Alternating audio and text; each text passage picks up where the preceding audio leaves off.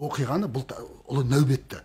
Біз жай геноцид қана емес, этноцид деп қабылдауымыз керек. Неге дейсіз ба? Мен сізге бір мысал келтірейін. Жаңа айтып отырмын ғой, біздің ғалымдарымыз осы күнге дейін сол аштықта қазақтың қанша қырылғаны туралы осы күнге дейін жарытып ешқандай дәлел келтіре алмайды.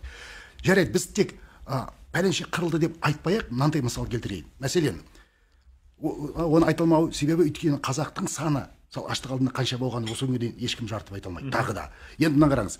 Біз нақты фактілер бар. Ресей империясында тұңғыш жалпы халық санағы 1897 жылы өткен болса, ол есеп бойынша қазақтың саны 4.084.139 адам болған. Дұрыс па?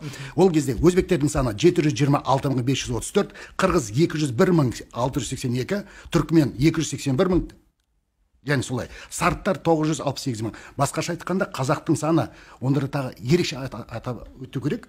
Бұл 4.084.000 қазақтың тек есепке ілінгені ғана.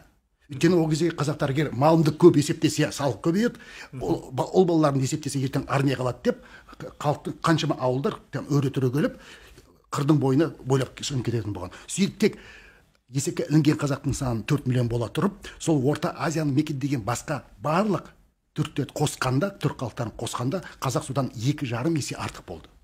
Енді қараңыз, арада қанша жыл өтті делік, мәселен 2018 жыл салып қараңыз.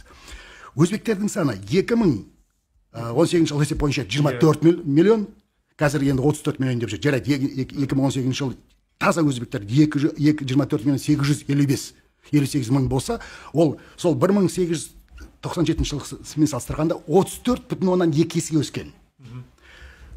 Қырғыздар сол 1897 мен салыстырғанда қазір 4.587.000, яғни 22,7 есе өскен. Әрі қарай түркмендер 14,2 есе өсіпті. Сарттар енді өзбекке сіңіп кетті. Қарақалпақты алайық. Бұрынғы саннан 104 мыңнан 17,6 есе өсіпті. Енді мына қараңыз, 20 ғасырдың басында қазақ әлемдегі табиғи өсімі ең көп, ең жоғары халық болғанбыз, көшпелі халық ретіндегі жалпы. Енді мына қараңыз, егер қазақтарды сол өзбектің санымен есептесе, қазақтың саны дәл бүгін 139 миллион халық болар едік. Өзбектің өсімімен есептесек, одан төменірек қырғыздың өсімімен есептесек, қазақтың саны ол кезде 92 миллион болар едік. Мына қараңыз, түркменмен есептесек 14 миллион, онда қазақтың саны 27 миллион болар едік.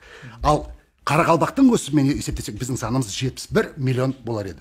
Естеріңізде болса, Осман империясы ыдырап, оның орнына Түрк республикасы қалыптасқан кезде, Түрк республикасының халқы ол кезде 4 миллионға жетпеген.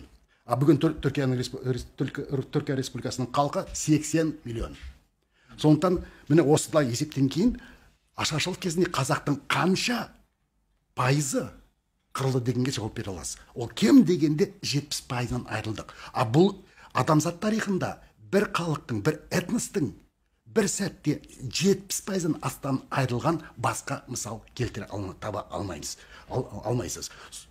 Сол себепті бұны біз жай геноцид деп қана емес, этноцид деп айтуға толық негіз бар. Бұдан басқа қандай ғылыми дәлел келтіруге болады?